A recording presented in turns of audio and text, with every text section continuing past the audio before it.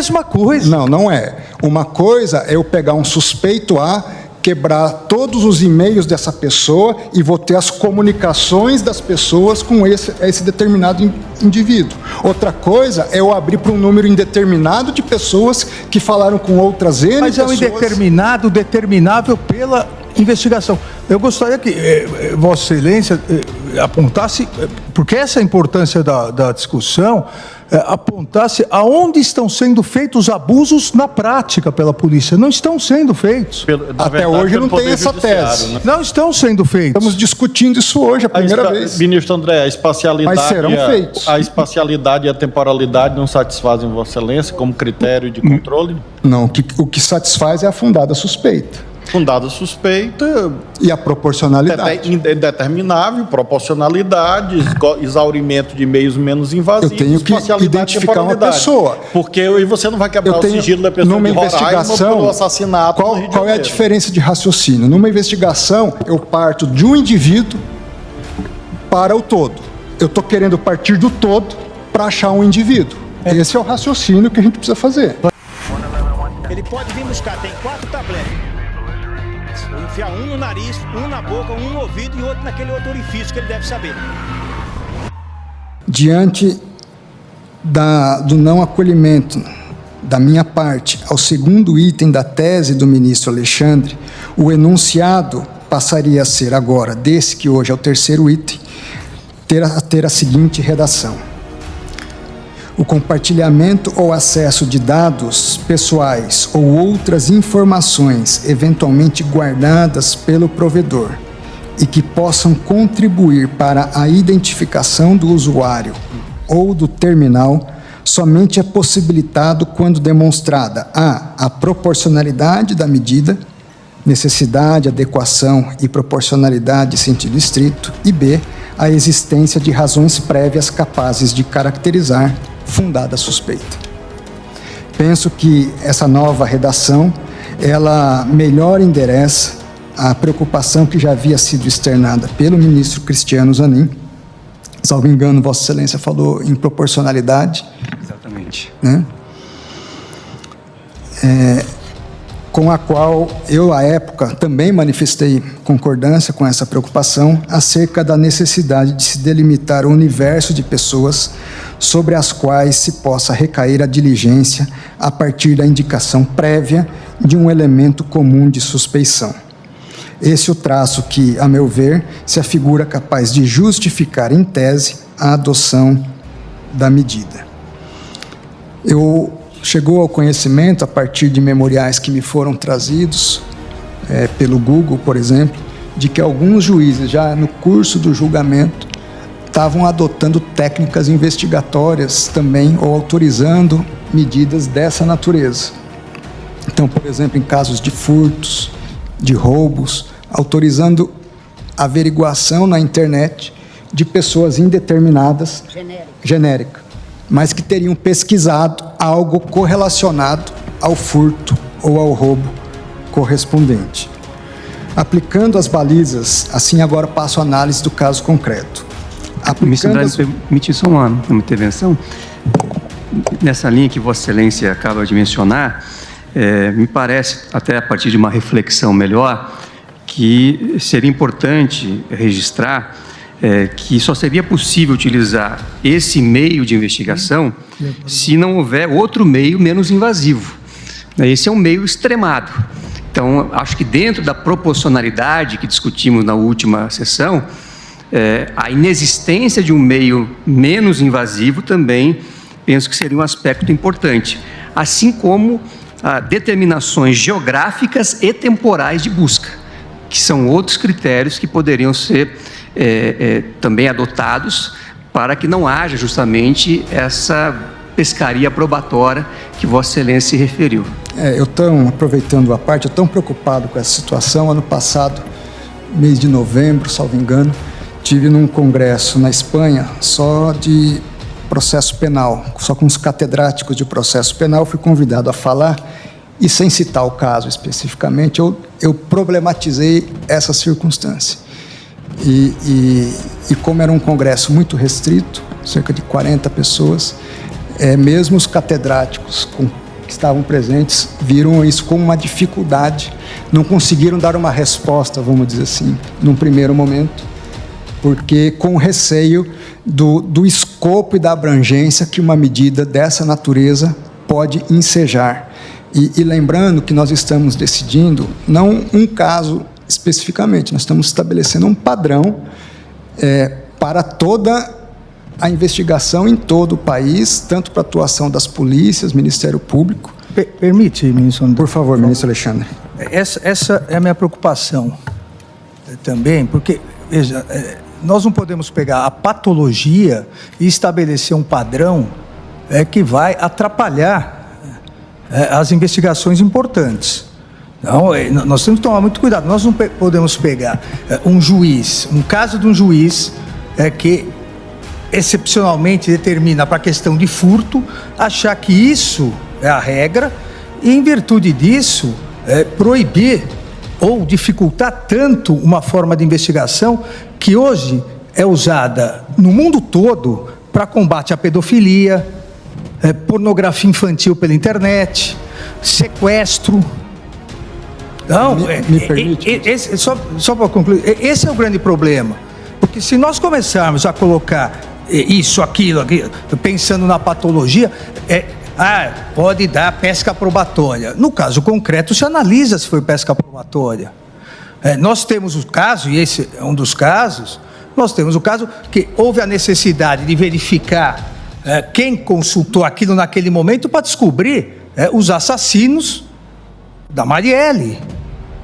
Olha, isso não é patologia, não é pesca probatória. Exatamente por isso, e obviamente o ministro Zanin já tinha colocado alguns tópicos para aprimorar a tese, exatamente por isso que é diferente falar em pesca probatória ou pessoas indeterminadas, desde que determináveis a partir de outros elementos e provas obtidos.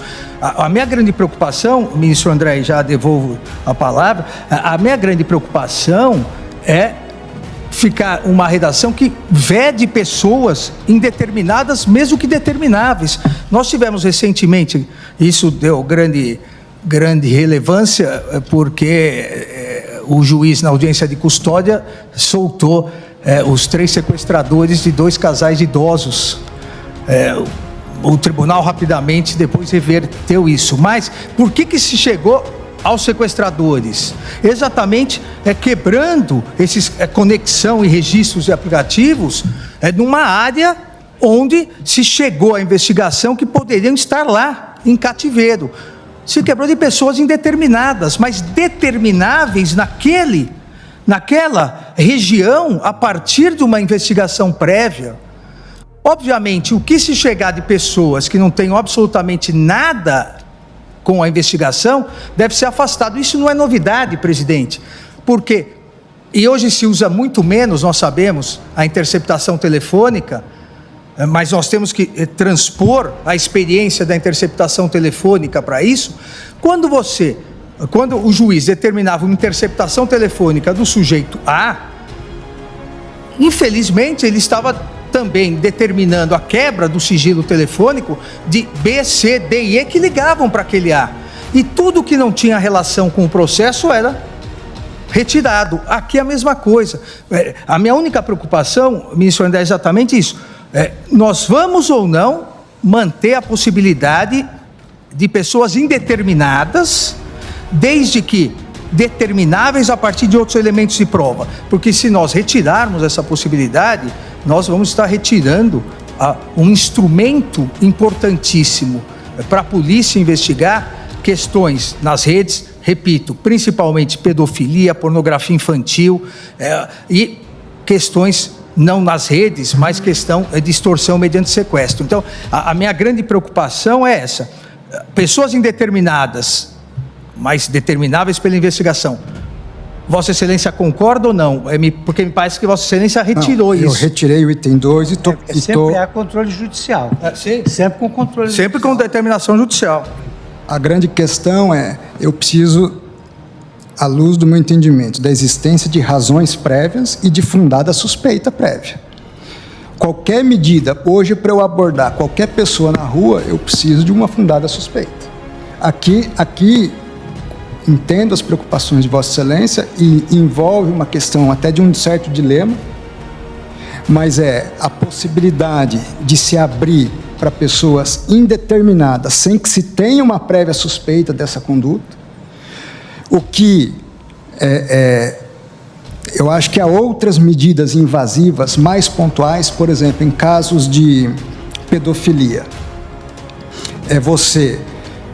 E as polícias fazem isso, é você enviar, há uma suspeita de certas situações, enviar um programa espião a partir de certas procuras que as polícias fazem, e aí mas aí você está focando em uma pessoa que já havia prévia suspeita, e a partir dali você consegue alcançar uma rede de pornografia infantil, de pedofilia e de uma criminalidade mais sistêmica e organizada.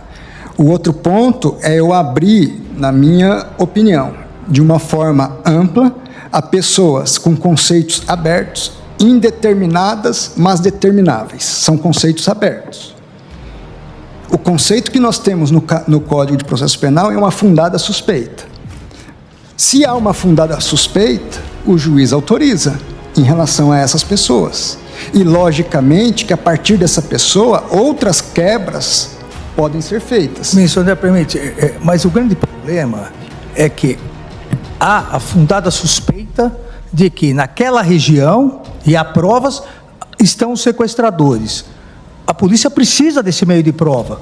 Ela não sabe quem é o sequestrador. Então, é totalmente diferente, com devido respeito, da comparação com a revista íntima, porque a revista íntima, a pessoa está entrando. A polícia não sabe ainda quem é o sequestrador. A polícia não sabe ainda quem é o homicida, mas chegou numa determinada investigação que a polícia sabe que cruzando esses dados vai chegar. Não é possível nós retirarmos isso da polícia. Vamos lá, vamos quebrar um sigilo dessa natureza. E longe de mim dizer que a questão é simples. Ministro, mas vamos quebrar o concreto. Pois não. Por exemplo, no caso dessa vereadora, o que se fez foi uma busca, essa pesquisa, em todos aqueles que ingressaram na rede mundial de computadores para pesquisar naquela área. O nome dela. Então, o nome, essa necessidade. Os horários, a agenda dela. Ou seja, todos os brasileiros. Aquela área. Antes dela ser. Todos os brasileiros que fizeram a pesquisa e tem um período posterior ainda no pedido. Ainda alcança um período posterior, logo após. Mas ou seja, todo mundo depois do homicídio foi lá e fez a pesquisa. Não, foi quem pesquisou, não só o roteiro dela, não só a agenda dela, como posteriormente pesquisou as câmeras do local. Qual o interesse de pessoas em saber câmeras no local? É um método investigativo importante. Dúvida honesta. O caso Marielle, a princípio, está resolvido. Fez uma delação. Está em julgamento. Não, está em julgamento. De investigação está resolvido. Não, até porque nós sabemos que ninguém pode ser condenado somente pela delação. Então, as provas estão sendo validadas. Esse instrumento de prova é importantíssimo, não só para o caso Marielle. Mas em relação aos acusados... Para o caso do sequestro desses 3 idosos... Não há, devido ao respeito, não há lógica em nós restringirmos de forma abstrata um meio de prova importantíssimo para a polícia, achando, e como disse o ministro Fux, só com ordem judicial, então há o controle judicial, achando que pode haver pesca probatória, que seja anulado depois. Eu não tenho dúvida que vai haver um arrastão probatório. Ministro André, só para colaborar com Vossa Excelência, embora, obviamente, a minha ilustre antecessora já tenha votado, 2 observações, uma à guisa de obter-dito, a outra sobre o caso concreto. Primeiro, é muito curioso que o Google queira impedir que o Estado faça o que ele, Google, faz. É muito singular isto, porque o Google faz, a Meta faz, as farmácias fazem. Quebram nossos sigilos e vendem os nossos acessos. É muito peculiar isto, mas é apenas uma observação de ordem ética, eu diria. Mas em relação ao caso concreto, ministro André, apenas uma ponderação. Quer digamos que essa pesquisa pode ser feita, quer não seja, o que para que chegue a fundada suspeita, provavelmente, de algum modo, a pesquisa será feita. Então, eu temo que, se restringirmos muito, em vez de proteger, nós estejamos abrindo caminhos para canais paralelos de investigação.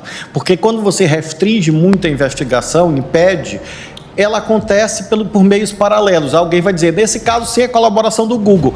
Sim, é fato, mas existem muitas ferramentas de tecnologia que permitem esse tipo de devassa de dados. E aí sem controle judicial. Controle judicial. Eu Essa quero apenas a crer que não ponderação. se admita nenhuma hipótese investigações paralelas. Claro, mas na prática, não. Eu apenas estou dizendo que nós não admitimos, mas na prática, se nós restringirmos, então eu não posso isto chegará lá. Né? partir desse pressuposto. Então nós vamos, e não são só as pesquisas do Google, nós estamos aqui autorizando as comunicações, uma série de dados de um número indeterminado de pessoas. Por isso que eu estou falando, é um dilema. Qual o limite da investigação? Nós podemos tomar decisão, por exemplo, eu apoiaria, não precisa ter sigilo bancário e fiscal. Por que teríamos? Vamos acabar. Mas desculpa, qual a relação? Qual a relação disso com o que nós estamos discutindo? Nenhuma. A relação é gigante. Nenhuma. Porque eu estou invadindo as comunicações das pessoas. Não, mas há uma investigação prévia que aponta essa necessidade. Não tem nenhuma relação com acabar com o sigilo bancário das pessoas. Nenhuma relação. Eu, quando faço uma quebra dessa natureza, eu pego tudo. Eu pego o que tem de bom, o que tem de ruim, o que tem de intimidade, o que tem correlação com o crime específico, o que não tem. Quando se faz uma interceptação telefônica também. E tudo que não é relacionado é descartado. Mas é relacionado a pessoas determinadas. Da mesma forma, nós não vamos a descartar. pessoas indeterminadas. Não, a pessoas indeterminadas. Todo mundo que ligar para aquele que estiver sendo grampeado é sim. gravado. Mas, lógico. É a mesma coisa. Não é. Uma coisa é eu pegar um suspeito quebrar todos os e-mails dessa pessoa e vou ter as comunicações das pessoas com esse determinado indivíduo. Outra coisa é eu abrir para um número indeterminado de pessoas que falaram com outras N Mas pessoas. é um indeterminado, determinável pela investigação. Eu gostaria que Vossa Excelência apontasse, porque essa é a importância da discussão, apontasse aonde estão sendo feitos abusos na prática pela polícia. Não estão sendo feitos. Até hoje não tem essa tese. Né? Não estão sendo feitos. Estamos discutindo isso hoje, a primeira vez. Ministro André, a espacialidade, Mas serão feitos. A espacialidade e a temporalidade não satisfazem Vossa Excelência como critério de controle? Não, o que satisfaz é a fundada suspeita. Fundada suspeita. E a proporcionalidade. Indeterminável, proporcionalidade, exaurimento de meios menos invasivos. Eu tenho que identificar uma pessoa. Porque e você não vai quebrar o sigilo da pessoa numa de Roraima investigação, pelo assassinato. Qual é a diferença de raciocínio? Numa investigação, eu parto de um indivíduo para o todo. Eu estou querendo partir do todo para achar um indivíduo. Esse é o raciocínio que a gente precisa fazer. Vossa Excelência, se me permite, seria muito aberto se nós dissermos. É possível o afastamento mediante ordem judicial fundamentado de sigilo de dados, mas não é o caso. É possível no âmbito de investigação criminal. Uma investigação criminal, ela só se inicia em relação à pessoa suspeita. Sim, mas o que se está decidindo aqui é se eu posso, para descobrir, além dessa uma pessoa suspeita, outros suspeitos que eu não conheço. Sim. Por isso que, se é para uma pessoa suspeita, ótimo. Se é para as pessoas, a partir de uma pessoa suspeita, eu identificar outras pessoas correlacionadas a essa pessoa, ótimo. O que eu não posso é partir do geral para o particular. Mas não é isso que se pretende. Extorsão mediante sequestro, você tem uma pessoa, você tem um local, você tem o dado de uma pessoa não identificada ainda, mas você tem no cruzamento de informações. A polícia não vai mais poder pegar toda aquela região para saber aonde é o cativeiro. Não há lógica nisso. O que não vai se poder, na minha ótica, é quebrar o sigilo de todo mundo daquela região para depois ver quem está envolvido. E os sequestrados morrem enquanto a polícia faz busca e apreensão em cada casa. Por isso que a questão não é simples. Se fosse simples, nós não estaríamos discutindo aqui. Por isso que são juízos de valores que nós precisamos fazer. Qual o limite de uma investigação? Essa discussão. Recentemente foi noticiado um caso concreto assim, uma pessoa é que o abuso de confiança utilizou, no mesmo endereço da pessoa fraudada, o seu cartão de crédito. E repassou esse cartão de crédito para várias outras pessoas que fizeram compras numa zona imensa, que é a maior zona eleitoral da América Latina, que é a Zona Oeste. Então, com essa pesquisa, semelhante à que os autos revelam, conseguiu-se detectar, nessa Zona Oeste, as lojas em que esse cartão foi utilizado, as pessoas que tinham o hábito de comprar nesse estabelecimento, e chegou-se à autoria e à coautoria do delito. Mas você investigou o objeto, você não investigou as pessoas. Não, investigou as outras pessoas. Não, você investigou o objeto. Claro. Onde usou, onde passou a máquina, aí você foi determinando. Agora, você não fez uma busca na internet, é diferente a situação, com a devida vênia. Quanto a isso, eu não tenho dúvida. Agora, eu pego lá, quem pesquisou isso, quem pesquisou aquilo, comunicação de todo mundo. Aí, vamos lá, eu estou pesquisando uma lavagem de dinheiro. Nesse mundo de pessoas indeterminadas, eu encontro de tudo. Eu encontro lavagem, eu encontro um sequestro, eu encontro um furto, eu encontro de tudo. Uma vez descoberta a situação, com base numa medida legítima, pressupondo legítima de uma autorização judicial, eu jogo tudo, ou seja, nós vamos criar um ambiente que não é um fishing expedition, é uma arrastação expedition. É pesca de arrastão. Podemos tomar essa decisão? Podemos, precisamos saber das consequências para outros pilares que nós também formam um equilíbrio dentro do Estado Democrático de Direito. Se fosse por meu gosto pessoal de não querer crime, eu adotaria essa tese. Desculpa. Mas, não, estou falando por mim. Mas ninguém está aqui defendendo a arrastação. Vossa Excelência aqui, para defender o seu posicionamento, está dizendo que os demais estão isso, mas não é verdade. Eu estou dizendo que é isso, na minha opinião. André, permite uma parte? Pois não, ministro. Permite. Essas observações trazidas pelo ministro André têm uma relevância, além de tudo que foi dito, de forma muito particular, porque estamos iniciando uma discussão que é extremamente acalorada em todo o planeta em relação à possibilidade de quebra de sigilo em relação ao grupo indeterminado de indivíduos. E essa é a preocupação que ele tem transmitido ao ministro Fux. É diferente de alguém ter o seu sigilo telemático quebrado e ali advier uma série de comunicações com aquela pessoa. A outra ainda que se limitando no espaço temporal e territorial, quebrar o sigilo de vários indivíduos. Essa é uma discussão, o ministro Gilmar vai lembrar, e todos aqui que gostam e militaram com direito penal, que direito penal do inimigo, Ganter e Jacobs. E isso foi antagonizado em toda a academia de todo mundo, com exemplos muito mais extremados, como, por exemplo, o terrorismo. Então, esse é só um início. É a quebra telemática? A única hipótese... Depois buscas e apreensões sem individualização. Sigilo telefônico. Quer dizer, nós estamos abrindo uma brecha para chegar até onde? A ministra Rosa, no voto dela, ela disse, não, tem que ser individualizado. O ministro Alexandre e o ministro Flávio trouxeram as preocupações, olha, nós não podemos, de um lado, por outro lado, impedir algumas investigações, mas a gente precisa, essa é uma discussão que é feita com o terrorismo. Se, por alguma razão, a polícia do DF tem conhecimento de que existe um artefato em uma determinada quadra, essa discussão é planetária. É possível uma busca e apreensão itinerante, sem individualizar os proprietários dos apartamentos?